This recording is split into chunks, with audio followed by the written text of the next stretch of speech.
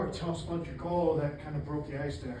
Yeah, that was awesome. I mean, it was a pretty tight-knit game, but Anderson sprung Venuto, and we had a little 2-on-1 there, and kind of just, Coach always says go harder than that, and Venuto made an unbelievable pass right over the stick, landing on it flat, and just had to get it up on Brodeur, who was unbelievable tonight, 50 saves. You got to credit to him, but it was great to get that one by him, and it felt good to break the ice.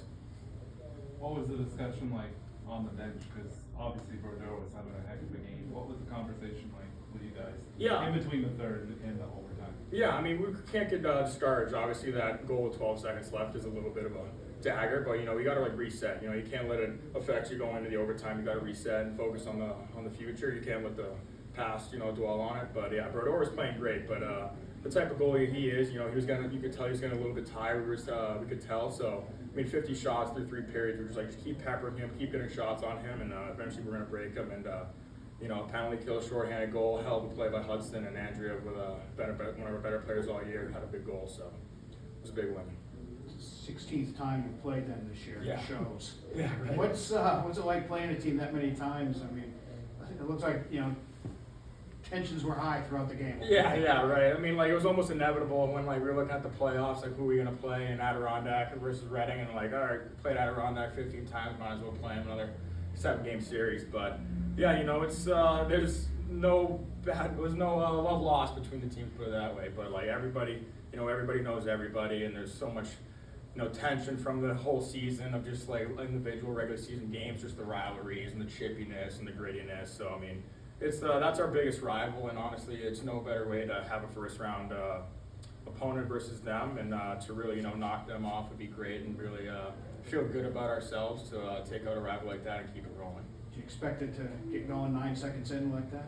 Yeah, no, not at all. I mean, we didn't really. It was interesting. I heard a couple of guys saying that they're gonna kind of kick off the game with a little bit of a bang, but I heard Chevy was going to be the one, but apparently Devo was the one to step in. But just an interesting whole dynamic in that first 9 seconds. But yeah, no, it was fun. It almost looked like the Adirondack player kind of started. He threw his gloves off in the defensive zone. Yeah. And then went after them. Yeah, no, I think they were planning on fighting right away, but the whole you can't just fight right off the face. You kind of got to get into play. So I think that's what Graves apparently wanted to just get right in, but to go his gloves were back in our own zone by the time, and then as he's going to pick it up, Graves went after him, so that was something to see. But yeah, no, it was definitely set the tone for the whole game and probably the whole series that it's going to be physical, and we're ready for it. This is the first time the Mariners have been the home team, home ice advantage for a series. What's that kind of mean to you guys to have that crowd with you games 1 and 2 instead of making the 5-hour whatever we're driving just to Glens Falls? Yeah, right. No, it's awesome. I mean, our fans were unbelievable tonight. I mean, they were there from warm-ups, and they were loud from the start. Pretty much a sold-out crowd, and some of the best fans in the league, and they're passionate. And they know hockey, and they're always on our side. And getting that game 1 at home is huge. They're coming in trying to play spoiled. And if they can get a game 1 on the road, it's big for them. And for them tying it up at the end maybe gave them a little bit of life. But it was huge for us to come out with that win and get that game 1 at home and basically kind of kill their momentum a little bit. And now it's kind of shifts the tide to them, where it's almost like a must win. They don't want to drop 2 here going back home. But I love that game 1 from us, and if we can just keep playing that same way, I think it was a pretty dominant effort from us, and we're going to be fine. Yeah. Awesome. Yeah, thank you guys. I appreciate it. Yeah. Max, tell us about the game winner. I mean, saw how he got a turnover at the blue line, and whenever you get a turnover like that, and they got 3 guys low, obviously you try to just see if you can get a breakaway. So I skated. Huddy made a hell of a play to me, and I just had to beat Brodeur, and obviously we peppered him with shots today, so he's probably pretty tired.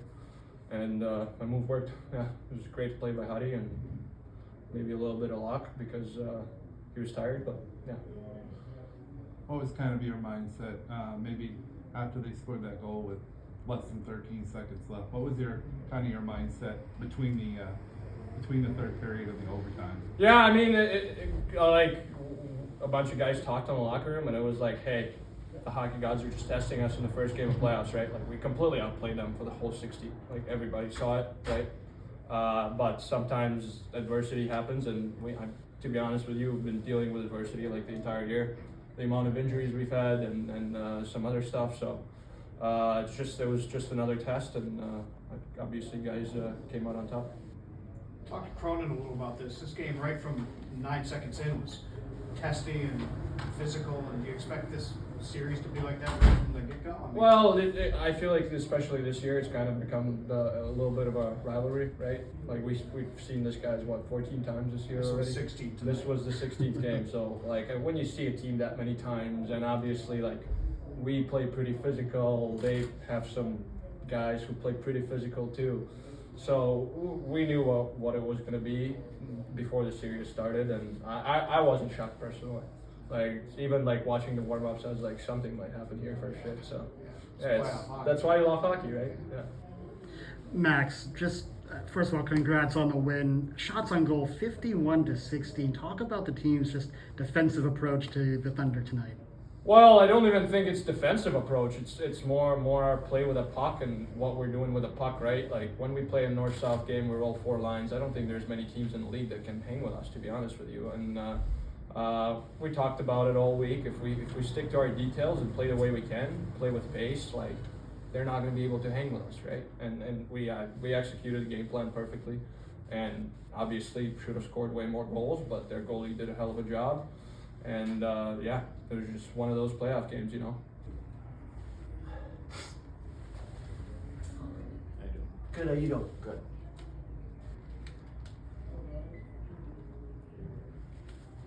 That was fun.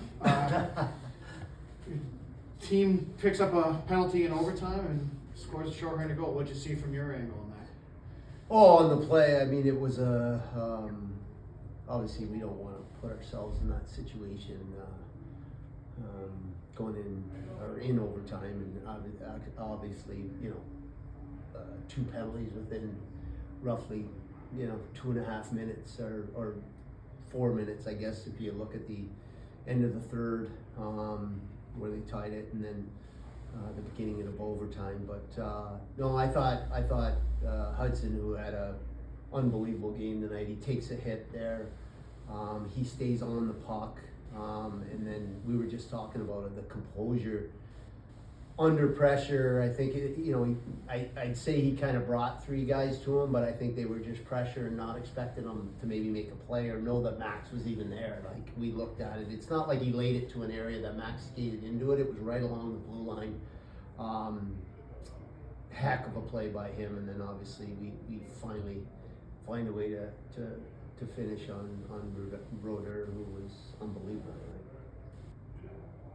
Yeah, what was kind of said to the team, you know, it probably can get a little bit of frustration there where you're putting so many pucks on the net and No he's question. just turning them away. No question. He was great tonight, and you know, you just try to stay the course. You feel you know, obviously you put 50 shots in any game. You have the puck a lot, and you know, I just overall I liked our game, and you know, Venuto he missed the net there in the second, and then the one where we actually score on, you know, probably should have been, in my opinion, allowed, but it was, they took both guys where, you know, in my opinion, it wasn't a penalty on Perreault, but you know, it's a good, as much as, you know, it was a bit of a crazy start in the overtime and how the beginning started. You know, I think there's a lot that our guys that haven't played in a lot of playoff games, or certainly haven't played in pro, can learn from tonight. And as much as, and I told them after the game, every game is, I wish we could, you know, have a performance like this where we have the puck that much. And, you know, let's be honest, and no disrespect to them, like we dominated play tonight and we couldn't score, and that's just the way it goes. So you have to, we talked about staying even keel, not getting, you know, frustrated, and there's momentum swings in the game and officials and all that stuff. And you just got to stay the course, know, which I think our guys did, that we were happy with our game, and just keep pushing. This must feel good, right? I mean, you got the home ice advantage. We saw how the season series went, even though there was a lot of games that went to overtime, but to be able to get this first one here at home. Yeah, for sure. And to be honest with you, the way we played tonight, as much as, you know, you're coming out of this saying, hey, we're playing the right way, stay with it, to be on the wrong side of this would have been tough. especially just going back to like talking about young guys and guys with lack of playoff experience. It would have been deflating and we would have moved on, but to be on the right side of it, I think just adds to our growth. And obviously, you play a hard game like that, a game that tight, that stayed that tight, and have the frustration of being whatever it was, 12 seconds away from wrapping it up and finding a way to win in overtime, I think is a huge boost for our group. Rick, you mentioned the way this game started. It seems like tomorrow night's gonna be the 17th time you play this team this year. This league's built to build up that contempt. Kind of tell me about. Did you see that coming? Yeah, no, I didn't. Honestly, it's so funny. We were talking about it before. You just see the lineups and you see the depth from the line. You've been following the team. Like the depth of both teams now is as deep as either team's been all year. And the fourth line is really not the fourth line. You're not starting, Ansbury's not starting out there, and it's I'm not a big line matcher, but or a big matchup guy, but I was gonna start. I had a plan, and they started what I guess Sly would call his fourth line, which is a pretty good line, right? Edwards has got some snarls to his game, and obviously Graves, plays a hard game. So my decision was to start our fourth line, that's kind of the matchup I was looking for. I wasn't going to chase it. Willem DeVoe comes back; he's our captain. Zach Jordan's down on their big, heavy line, so I'm like, okay, we'll have a good start here. I wasn't expecting that, and obviously the way it kind of happened, I guess there was some conversation about potentially someone going with somebody, and then I don't know if Graves changed his mind, then changed his mind again, but I've never seen anything like that where it was like a fight and then one guy's picking up his gloves and then it was like two battering rams coming together at the top of the mountain. But obviously crazy way, to your point, we've played them 15 times and had some very physical games against them, and that kind of set the tone, I think, for probably the first 10 minutes where there was a lot of scrums and a lot of kind of BS going on, but then after that, team settled in and played. Yeah, I mean, I saw I've seen fights right off face-offs to start a game before where the guys are talking, but the Adirondack player was in the defensive zone. Yeah, I don't know if I don't know if he changed his mind. I don't know if he was worried about defending first and then realized. Yeah, I haven't seen anything like that. But I mean, I think if anybody wasn't in their seat, they were racing to get to it pretty quick. You think that sets it on for the whole series? Is this going to just be 7 No, physical games? I don't think so. I mean, it's going to be physical. It's playoff hockey in general, but to your point, we're now tomorrow will be game 17. So, I think teams don't want to take penalties. They don't want to. I don't know about Sly. I don't want to play 4-on-4 hockey. I don't want to. To be honest with you, that first 10 minutes was to me just a slow, sluggish period because there was always whistles, there was always scrums, it was 4-on-4. I think there might have been a power play mixed in, then 4-on-4 again. So I don't think either team wants to play that way. But I do think, obviously the animosity, as to your point, is already there, and it's just, we want to make sure we're playing hard, but playing on the edge, but not over it, and keeping our cool. Coach, congrats on the win tonight. Boys really had to dig deep in that overtime. Talk to us about the character you have in that dressing room. Yeah, I think, it's been there all year. We have good leadership. We Mass, Fids, getting Devo back was huge.